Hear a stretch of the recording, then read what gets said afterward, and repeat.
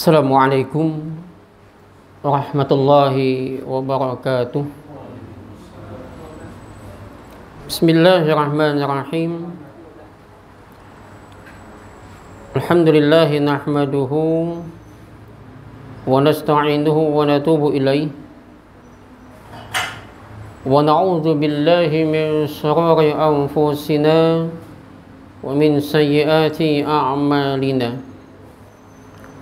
Man yahdihillahu fala mudilla lahu wa man yudlil fala hadiya lahu. Asyhadu an la ilaha illallah wahdahu la syarika lahu wa asyhadu anna Muhammadan 'abduhu wa rasuluh. Allahumma salli wa sallim ala nabiyyina Muhammadin wa ala alihi wa ashabihi. Qala Allah ta'ala: ala innama ta'iruhum 'indallah walakinna aktsarahum la ya'lamun. Ketahuilah bahwasanya kesialan yang menimpa mereka adalah ketetapan Allah. Walakinna aktsarahum la ya'lamun. Tetapi kebanyakan mereka tidak tahu. Surah Al-A'raf, surah yang ke-7 ya, ayat 131. Bapak dan Ibu yang dirahmati oleh Allah Subhanahu wa taala. Alhamdulillah, pada kesempatan ini kembali Allah mengumpulkan kita di salah satu rumah Allah, yaitu masjid atau musholla. Karena masjid itu kan tempat sujud ya, semua itu namanya masjid. Kalau musholla itu sebetulnya dulu zaman Nabi disebutkan untuk lapangan tempat sholat, itu namanya musholla. Nah, sekarang berkembang musholla itu adalah langgar ya. Langgar pun sebetulnya itu menarik ya kalau kita baca sejarahnya. Tapi sejatinya sebetulnya masjid. Namun karena dia tidak dijumati, maka masjid ghairul jami' yang tidak dipakai untuk kumpul sholat Jumat. Nah, lalu ini juga termasuk masjid. Makanya kalau kita masuk musholla ini juga mestinya sholatnya juga tahiyatul masjid. Jadi nggak ada sholat tahiyatul musholla, nggak ada sholat tahiyatul masjid. Nah, baik Bapak Ibu, Allah mengumpulkan kita dalam sebuah kesatuan ya, dalam sebuah kecintaan, dalam sebuah hubungan yang indah sesama muslim. Satu ketika Rasul itu habis sholat, kalau tidak khilaf tuh sholatnya sholat zuhur ya. Setelah selesai sholat itu Nabi itu menghadap kepada jamaah. Aqbala ila qaumih, beliau menghadap ke belakang. Lalu beliau mengatakan, ayyuhan nas, wahai manusia, isma'u, coba kalian dengarkan. Wa'akilu, kemudian coba difikirkan. Wa'lamu, dan ketahuilah oleh kalian, anna lillahi azza wa jal, bahwasanya bagi Allah azza wa jal ibadan, ada hamba. Allah azza wa jal itu memiliki hamba. Laisu bi anbiya wala syuhada. Yang hamba ini mereka itu bukan nabi, bukan syuhada. Jadi ada hamba yang mereka bukan nabi, bukan syuhada. Yarbituhumul anbiya wasyuhada, tetapi iri kepada mereka para nabi dan para syuhada. Ala majalisihim wa qurbihim minallah, akan kedudukan mereka, wa qurbihim minallah, dan kedekatan mereka kepada Allah. Jadi nabi itu setiap selesai sholat itu pasti selalu paling sering yang menghadap kepada kaumnya, karena ada yang ingin beliau sampaikan ilmu, dan itu lebih utama. Cuman kadang-kadang muncul pertanyaan, Ustadz, mana afdalnya? Habis sholat itu menghadap ke jamaah di belakang, atau menghadap ke sebelah kanan atau menghadap ke depan afdalnya. Kalau kita bicara afdal, yang namanya zikir, namanya wirid atau namanya bacaan apapun, afdalnya tetap menghadap kiblat. Itu afdal. Tetapi ketika kita bicara istilahnya Rasulullah kenapa beliau menghadap kepada jamaah? Pertama adalah karena kadang muncul gini kan, Ustadz, yang menghadap kanan tuh nggak ada contohnya, gitu kan, nggak ada contohnya. Kita jangan langsung memvonis ya, jangan langsung menghakimi. Inilah kadang-kadang fikih itu memang selalu hukumnya halal haram hitam putih, Pak.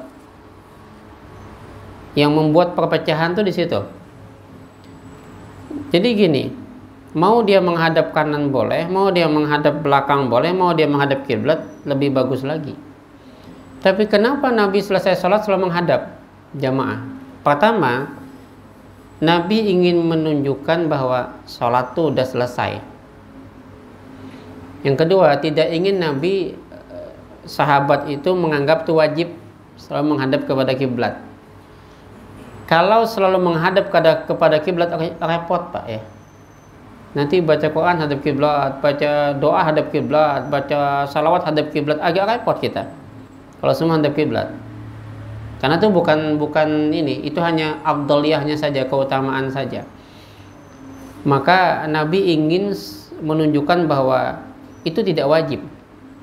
Yang kedua, ingin menunjukkan bahwa sholat telah selesai. Dan yang ketiga, Nabi ingin menyampaikan sesuatu kepada sahabat. Maka kalau begitu ilat hukumnya, boleh kita menghadap jamaah, boleh menghadap kanan. Kan nggak usah kita persoalkan. Yang tidak boleh itu adalah selesai sholat buka. Ini nggak boleh.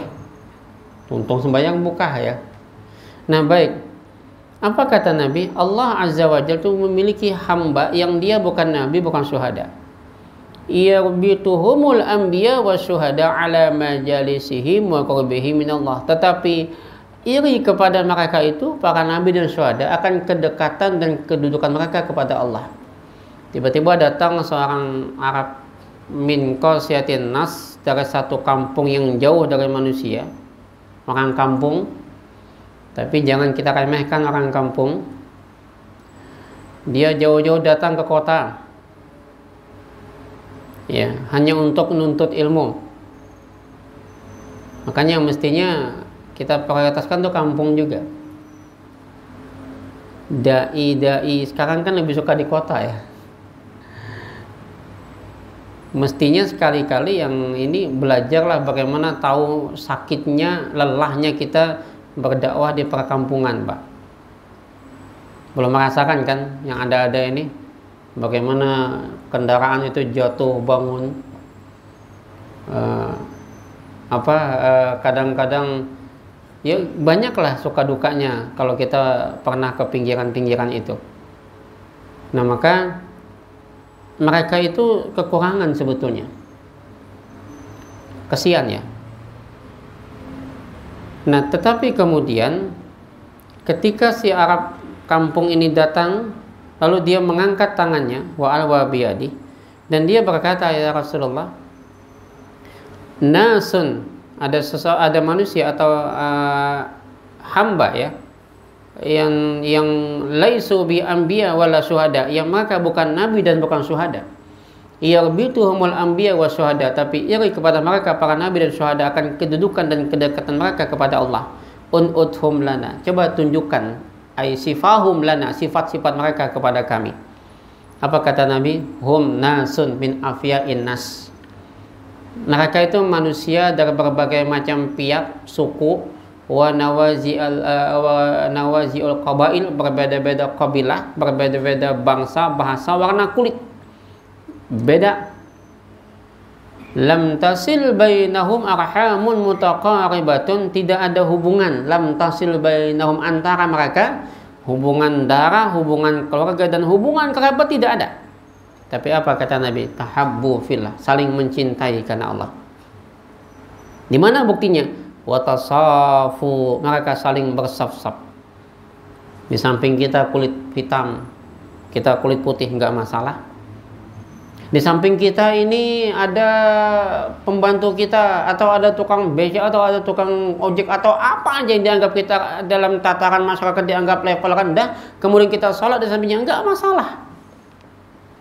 Justru ketika kita menghindar, kadang hendak menyampuk, apaan nih? Aku kan siapa? Aku pejabat. Masa dekat sama dia? Setannya di situ, Pak. Jadi setan yang dimaksudkan Nabi itu adalah sesuatu yang ada dalam pikiran dan perasaan kita, yang kita itu merasa nggak level dengan dia, sehingga nggak mau. Kan banyak kayak gitu, melihat pembantunya di situ, harusnya di samping dia, sholat di sini misalnya, dia pilih ke sana.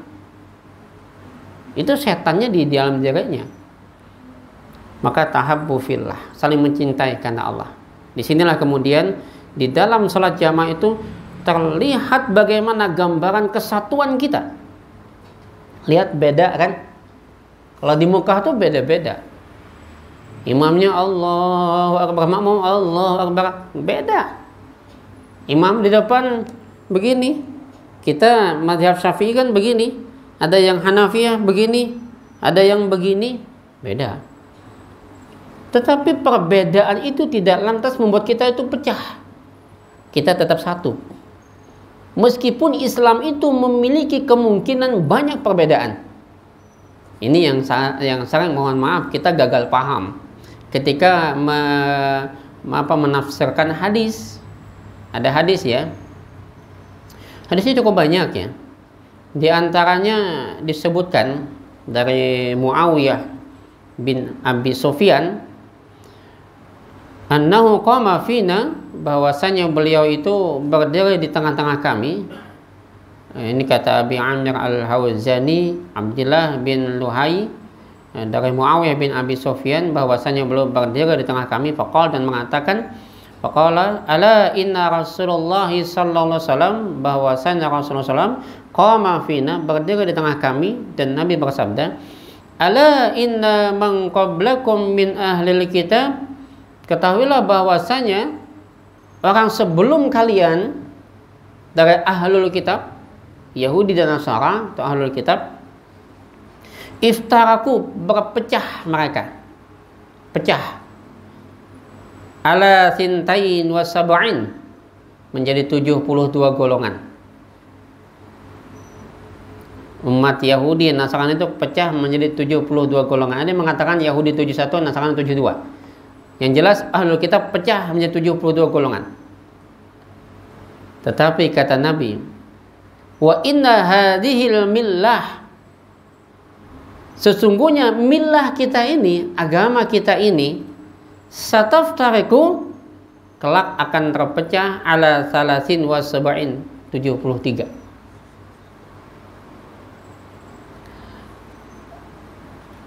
Sintani wa sab'un finara, yang 72 neraka, wa wahidatun fil jannah, yang satu surga, yang satu surga. Wa hiya al jamaah, dia adalah al jamaah, kelompok. Ini kalau kita pahami menjadi dengan bahasa bahwa pikiran bahwasanya kan masing-masing menafsirkan, ada yang mengatakan bahwa umat Islam terpecah 73 golongan. Maka kalau begitu, ketika Nabi mengatakan yang surga itu adalah yang satu, masing-masing kelompok pasti mengklaim saya yang satu, ya kan? Apa yang terjadi Bapak Ibu? Semakin bersih tegang, dan kadang-kadang kita memusuhin orang yang kita anggap beda dengan kita. Ini gambaran Muslim.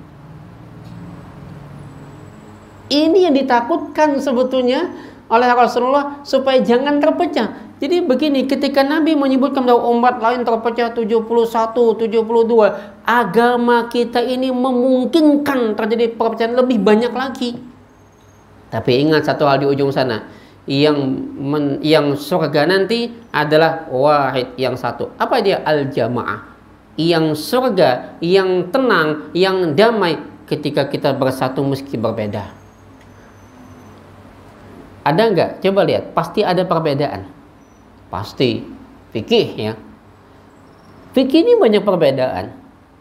Kalau saya mulai S1 fikih, S2 fikih, S3 juga fikih kok. Hanya kadang-kadang saya senyum-senyum sorangan, orang yang suka-suka mengkafirkan, membid'ahkan, menghukumkan haram, lalu bermusuhan, bertengkar. Saya kadang-kadang senyum. Orang sudah jauh naik ke bulan, kita masih ribut persoalan fikih. Kita mudah diadu domba. Gimana kita mau? Kita cuman selalu aja bernostalgia tentang masa lalu kita. Ya kan, nostalgia. Kapan mau maju kita? Kita aja masih bertengkar. Nah, maka yang dimaksudkan yang satu itu adalah kemungkinan berbeda itu banyak. Tapi ingat satu hal, kita jangan pecah. Itu yang diingatkan Nabi ketika Nabi sebutkan ada kelompok ahlul kitab terpecah, maka kemungkinan agama kita juga bisa terpecah, tapi jangan berpecah. Tetap dalam al-jamaah. Nah, coba ayat Pak ya. Wala takunu minal musyrikin. Janganlah kalian itu masuk sebagaimana sebagian orang musyrikin dahulu. Jangan kalian termasuk sebagaimana sebagian orang musyrikin. Kenapa mereka? Minal ladzina farraqu dinahum wa kanu syi'a. Yaitu mereka itu adalah orang yang berpecah-pecah belah tentang agama mereka, dan mereka terpecah dalam berbagai banyak golongan-golongan. Organisasi itu hanya sebagai wadah, Pak. Hanya wadah aja. Sama partai kan, partai kan cuma kelompok wadah. Intinya adalah kita berjuang untuk kesatuan. Ya, inilah. Maka ketika mereka berpecah, kelompok orang musyrikin itu, masing-masing mereka menganggap mereka yang paling benar. Lihat ini. Kullu hizbim bima ladaihim farihun. Nah, ini merasa yang membanggakan. Jangan terlalu membanggakan kelompok. Atau di ayat lain, wa inna hadza siratim mustaqima fattabi'u. Sesungguhnya inilah jalan yang lurus, maka ikutin jalan itu yang lurus tadi. Wala tattabi'us subul. Jangan kalian mengikuti jalan-jalan yang banyak. Ya, yang justru memecah kalian dari jalan yang satu tadi, jalan Allah. Yaitu hablum minallah, ya, tali agama Allah.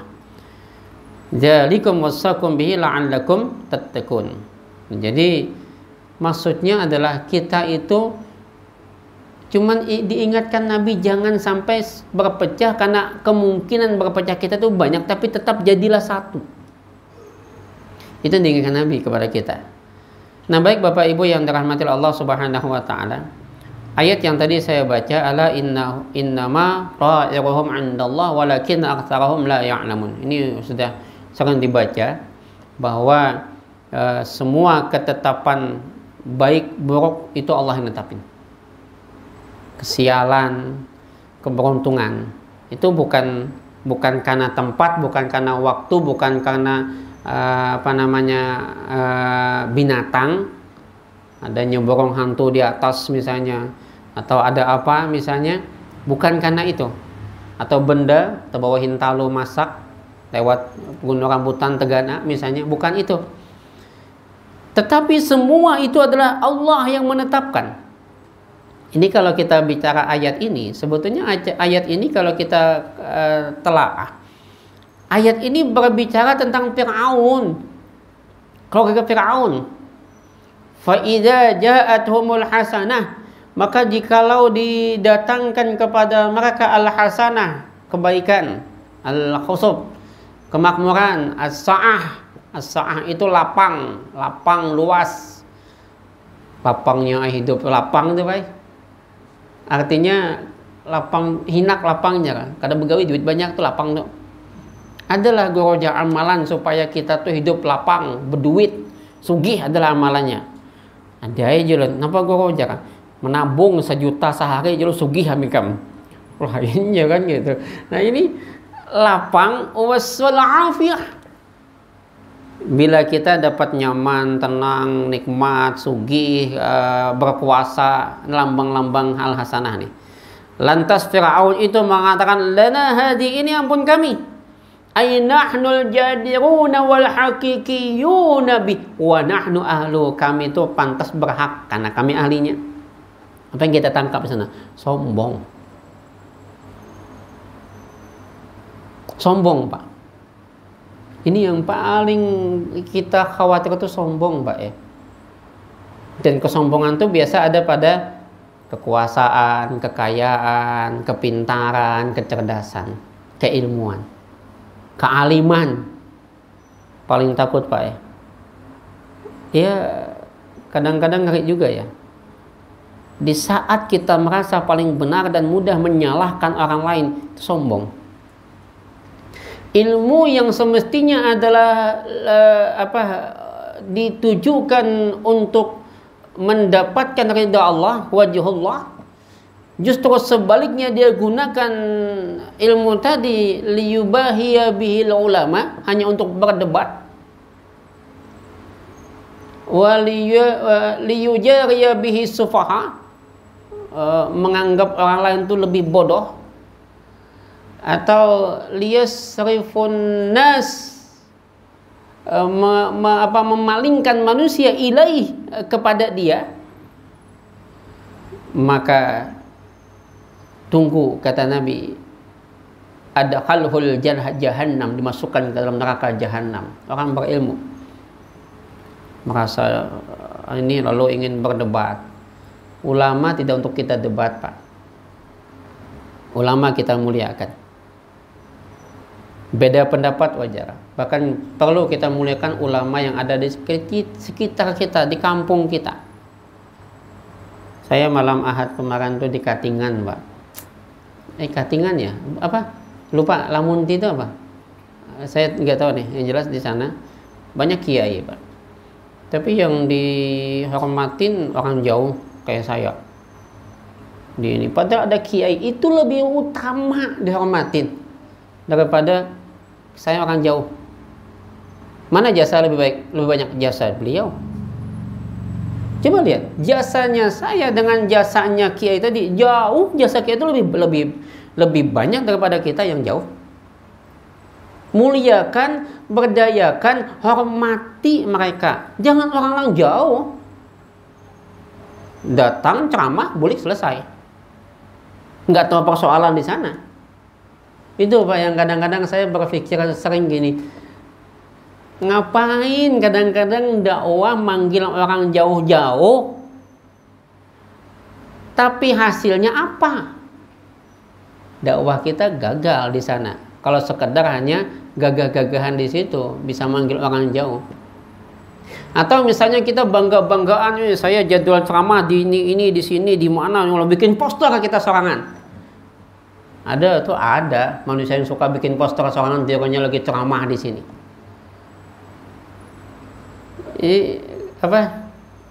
Ya memang bagus karena itu gawiannya, ya.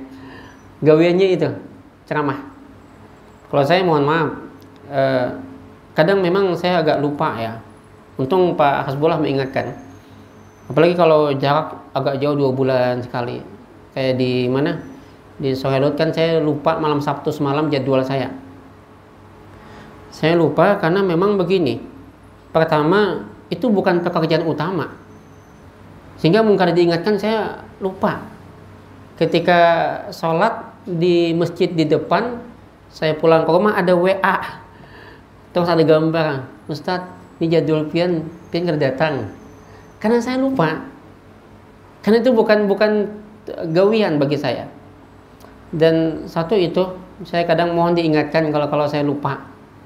Kalau mereka memang gawian, memang diingatkannya. Karena gawiannya itu aja. Yang kedua, karena itu bukan gawian saya bebas. Bebasnya kenapa? Saya nggak mau ikutin kehendak orang. Kan ada Ustadz melucu lah. Mohon maaf, kalau itu yang diinginkan, saya nggak mau ikut-ikutan. Atau ada jamaah yang suka yang padas. Hantam sana, hantam sini, sikut sana, sikut sini. Mohon maaf, saya tidak termasuk orang yang suka padas-padasan.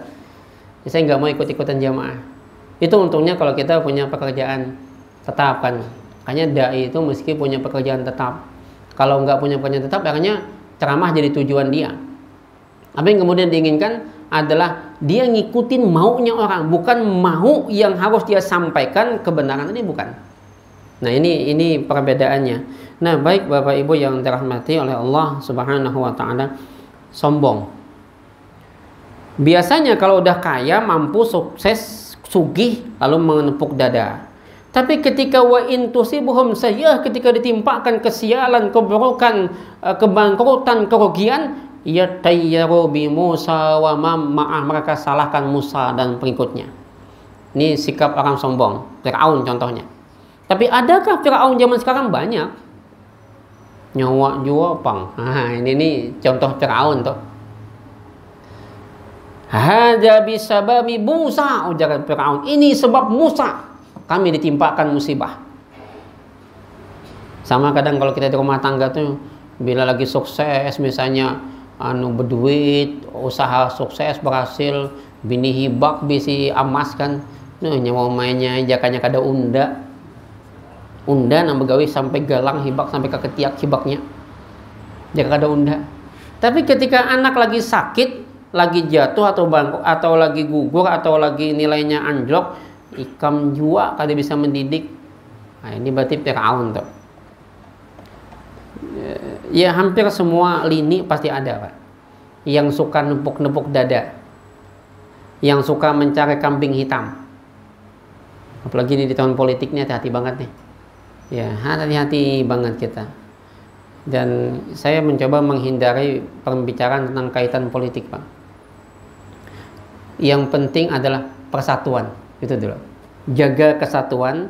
Boleh berbeda paham, boleh berbeda partai, boleh berbeda pilihan, tapi jangan sampai kita berpecah. Karena yang disuka itu adalah perpecahan oleh kelompok yang ingin umat Islam itu pecah. Ya. Nah, baik Bapak Ibu yang dirahmati oleh Allah Subhanahu wa taala, maka Allah bantah, ala innama ta'iruhum indallah. Ketahuilah bahwa kesialan mereka Allah yang netapin. Walakinna aktsarahum la ya'lamun, tetapi kebanyakan mereka tidak mengetahui. Lau fahimu, kata Ibnu Abbas, kalaulah mereka itu faham, wa'akilu, dan menggunakan akal mereka, la'allamu annahu laisa fima ja'a bihi Musa alaihi salatu wassalam illa al-khair wal baraka wal sa'adah wal falah liman amana bihi wattaba'uh. Kalaulah mereka paham menggunakan akal, maka ketahuilah tidaklah apa yang dibawa oleh Nabi Musa itu kecuali al-barakah, kebaikan, al-khair, keberkahan, kebaikan, kemenangan, kebahagiaan, liman amana bih, bagi yang beriman, dan wattaba'uh, dan yang mengikuti dia. Cuman karena kita kebanyakan su'udzan. Nah, baik, itu diantaranya. Kita sudah jelas bahwa ternyata kebahagiaan itu hanya bagi orang beriman, kesialan hanya bagi orang yang tidak beriman. Saya masuk kepada bagaimana Nabi menyikapi ini. Ketika disebutkan tentang at-tayyarah, maka kemudian Nabi kita Muhammad sallallahu alaihi wasallam itu membatalkan tentang persoalan sial. Sialnya bulan Safar. Kemudian Syawal juga dianggap sial dalam pernikahan. Itu silakan baca dalam Fathul Majid. Waqala al-Halimi, maka berkata al-Halimi juga ketika menafsirkan hadis, ya, Nabi menyebutkan wa yu'jibunil fa'al, yang aku suka itu fa'al. Wa mal fa'al, apa itu fa'al ya Rasul? Al-kalimatut thayyibah.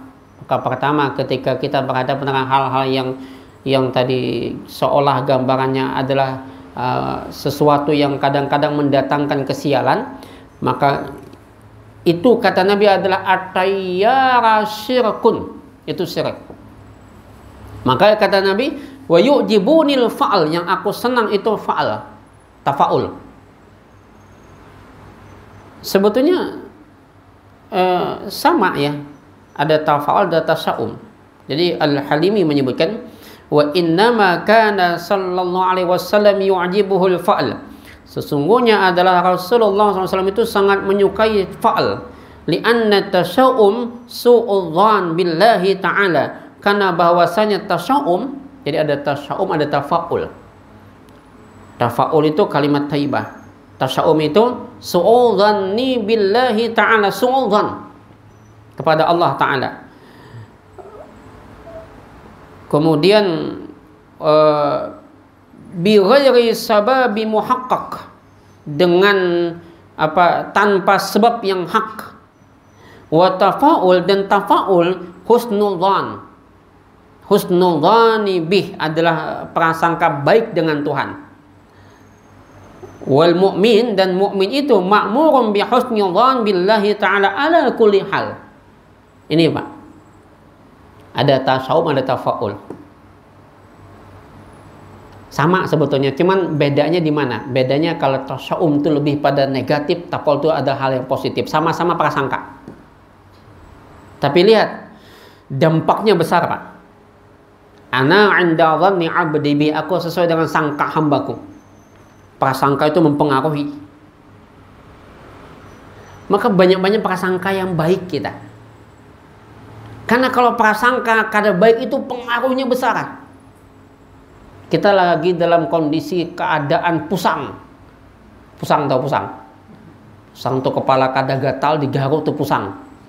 Biasanya ketika kita dalam keadaan pusang, itu melahirkan dan mendatangkan lagi kepusangan lain, dan mendatangkan lagi hal-hal yang negatif. Itu pasti dah. Tak mati lampu. Paling gampangnya tinggal dikit HP kada abutnya tersepak tuh banyu. Pasti itu pasti akan muncul yang negatif-negatif. Tapi dikala kita senang, bahagia, tuh kalau kita bisi bos, atasan, pimpinan lagi bahagia tuh nyaman di bandara pian. Tapi mun lagi pusang kana pian, sumpahinya. Di sini sebetulnya apa? Aku sesuai sangka hambaku. Maka kalau kita ingin jaya kembali umat Islam, bayangkan kemenangan, bayangkan kebesaran itu bukan dengan kita melihat masa lalu, bukan, tapi ke depan. Ini kan kita selalu membayangkan masa lalu. Kapan kita mau maju? Selalu kita berpikir positif di depan. Mungkin hari ini atau ini, tapi satu saat kita pasti akan menemukan kemenangan kalau kita punya prasangka positif. Nah, maka Nabi Mud al-kalimatut thayyibah. Apa itu kalimatut thayyibah? Kalau kita lihat di sini, kalimat thayyibah itu adalah diantaranya adalah kalimat-kalimat zikiran. Ya, subhanallah, alhamdulillah, la ilaha illallah, macam-macam betul lah. Atau kalimat thayyibah itu kalimat-kalimat yang mendatangkan semangat dan disukai. Abahnya berangkat sukses bah, anak sekolah nak cerdas, beruntung, beriman, bertuah, buka toko laris, itu thayyibah. Atau orang sakit sehat, berapa lawas pak kecil sakit seminggu, oh enggak apa-apa, sehat pian. Itu sama tetangga ulun, parah pada pian, sehat beliau. Apalagi ini, wah gampang, sehat yakin. Bah, seminggu, oh tetangga ulun sama pian, parah pian lagi. 3 hari mati si din. Ini tasya'um. Lihat pengaruhnya ketika dikatakan pian seminggu, parah pada sidin 3 hari mati. Itu kepikiran pasti. Bah, kayak apalah. Mati aku nih, mati dia. Disinilah kadang-kadang kita itu selalu bertasya'um dengan pemimpin prasangka negatif. Akhirnya apa? Negatif betulan. Bagi saya siapapun udah kita jagalah, kita husnudzon dulu lah. Jangan selalu prasangka negatif dengan siapapun, hatta dengan musuh sekalipun. Musuh dalam tanda kutip berbeda paham, pendapat. Jangan dikit-dikit kafir. Aduh, mau jadi apa kita? Makanya kadang-kadang sepakat ya, dia itu mesti ada sertifikasi juga. Di Malaysia, di Singapura, di Arab sana betul-betul ini. Karena kadang-kadang bahasanya itu gimana ya? Kita kan Muhammadiyah besar kan cuma di kota, Pak. Di kota kan. Di luar sana kita kalah.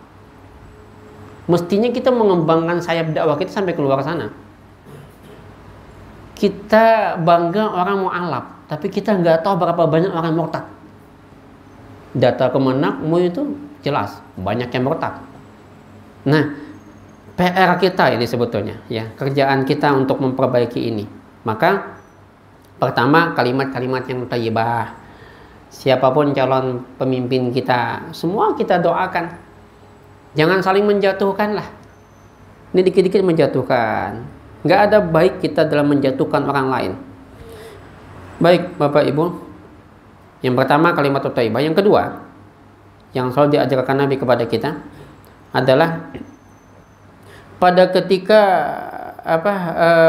disebutkan tentang at-tayyarah, maka Nabi wa an ibni Mas'ud marfu' at-tayyarah syirkun, at-tayyarah syirkun, lintasan tatayyur itu adalah syirik. Dua kali Nabi nyebut wa ma minna illa. Lihat, Nabi terhenti di sana.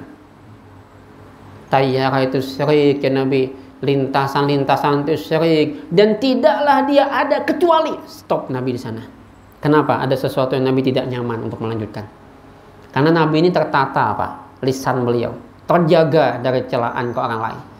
Itu bahasanya kalau mau boleh membahasakan kan nggak nyaman beliau. Beliau terhenti sejenak karena ada sesuatu yang tidak nyaman bagi beliau. Sesaat setelah itu beliau menarik nafas. Apa kata beliau? Walakinallaha yudhibuhu bitawakkul. Tetapi Allah akan menghilangkan dia dengan tawakul. Tawakal. Nabi terjaga nih lisan. Kalau kita nggak terjaga, makanya kita perlu betul menjaga lisannya dalam dakwah. Jangan sampai orang lari dari kita. Muhammadiyah itu adalah organisasi yang sangat moderat sekali. Dia bisa masuk ke semua golongan. Cuman belakangan rusak dengan bahasa-bahasa beberapa dai yang dibawa masuk ke kita. Kaderisasi kita juga kurang ya. Jadi yang kader yang muncul itu adalah kader-kader yang terbiasa berbahasa kasar. Cuman dikasih kartu anggota aja oleh oknum kita. Karena dia nggak punya panggung di sana, masuk ke kita, dikasih kartu anggota, bebas ceramah. Dianggap oleh mereka adalah orang Muhammadiyah, padahal bukan. Jadi bukan persoalan kelompok ini, kelompok itu, tapi pola pikir dan penyampaiannya, Pak. Maka kalau di Muhammadiyah kita punya Adi Hidayat, kalau di NU itu punya Gus Baha. Kenapa tidak kelompok pemikir yang seperti ini kita timbulkan? Yang membawa persatuan, bukan perpecahan. Tadi yang saya katakan, banyak orang bilang, Ustaz, jangannya coba Bang dikarasi dikit. Saya bukan orang suka mengarasi. Karena mohon maaf, nggak ada hasil dari kita itu padas-padasan, ya. Yang ada adalah pertengkaran. Kita hanya memprovokasi. Nah, ini yang harusnya kita jangan sampai ada provokasi di tengah-tengah kita. Nah, mau dia NU, mau dia Muhammadiyah, nggak masalah, Pak. Yang masalah itu adalah penyampaiannya, ya. Gaya penyampaian dia yang kemudian membuat orang itu lari hanya karena punya kartu anggota. Ya. Nah, baik Bapak Ibu yang dirahmati Allah Subhanahu wa taala, maka yang kedua adalah tawakul. Jadi bertawakal. Ini penting sekali tawakal ini. Rawah Abu Daud wa Tirmidzi wa sahahahu. Hadis riwayat Abu Daud dan Tirmidzi dan mensahihkan beliau. Kemudian yang ketiga, Wali Ahmad min hadis Ibni Amr, di atas dulu, saya baca di atas dulu. Wali Abi Daud bi sanadin sahih an Uqbah bin Amr qala, zikirat at-tayyarah, ketika disebutkan tentang tayyarah anda Rasulullah sallallahu alaihi wasallam, faqal, maka bersabda Nabi, ahsanuhal fa'al, yang terbaik itu adalah fa'al, tafaul tadi. Sebetulnya sama aja, ya prasangka juga, cuman bedanya adalah tafaul itu adalah hal yang positif. Kembangkan selalu yang positif-positif. Ada orang yang ini udah masuk surga gitu. Jangan neraka terus, masuk surga. Doakan masuk surga. Ya. Maka wala taruddu musliman, jangan terhalang orang muslim ketika dia oleh keadaan lintasan yang tidak nyaman tadi, jangan dihalangin. Bangkitkan tafaul, positif-positif terus. Fa idza ra'a ahadukum ma yakrah, maka jika melihat sesuatu yang tidak dia suka, falyaqul, maka ucapkan doa, Allahumma la ya'ti bil hasanati illa anta, wa la yadfa'u sayyiati illa anta, wa la haula wa la quwwata illa bika. Ini doanya.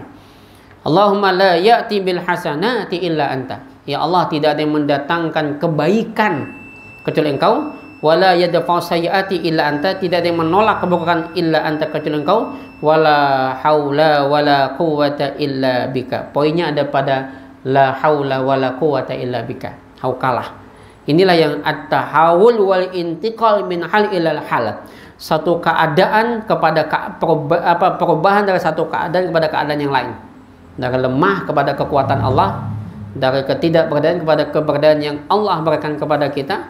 Maka kalau kita diberikan kekuatan oleh Allah, apalagi yang kita takutin? Disinilah kekuatan tauhid. Maka orang bertauhid itu, jangankan manusia, setan aja buka, Pak. Itu Umar bin Khattab ya. Umar itu kalau lewat, taruhlah lewat Handil Bakti, setan pasti lewat alalak buka. Itu Umar dulu. Umar Wahini, Umar yang buka. Itu Umar Wahini kan. Nah, Umar bin Khattab itu ditakutin. Kenapa? Karena kekuatan tauhid. Dia merasa Allah selalu bersama dia. Kalau kita merasakan Allah yang ada, yang menolong kita, apa yang kita takutin? Enggak perlu kita takut. Nah, barangkali ini kita tutup dengan doa kafaratul majlis. Subhanakallahumma bihamdika, asyhadu an la ilaha illa anta, astaghfiruka wa atubu ilaik. Hasbunallahu wa ni'mal wakil. Assalamualaikum warahmatullahi wabarakatuh.